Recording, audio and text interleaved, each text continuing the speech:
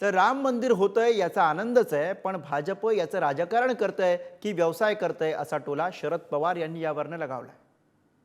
मंदिर झालं आम्हाला आनंदाचं आणि मंदिर होण्याच्यासाठी अनेकांचं योगदान आहे.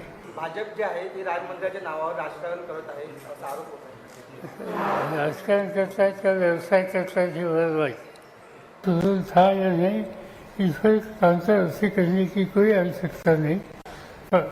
शिवसेना का रोल था ये हमने खुद 12 साल के बयान से सुना था. शेजारी खरगे होते, खरगेच्या अध्यक्षाखाली ती बैठक झाली आणि खरगेंना मी स्वतः सुचवलं की प्रकाश आंबेडकर यांच्याशी संपर्क साधावा आणि त्यांच्या सहनिर्मितीला सामोरं जाता येईल तर तो प्रयत्न अवश्य करावा.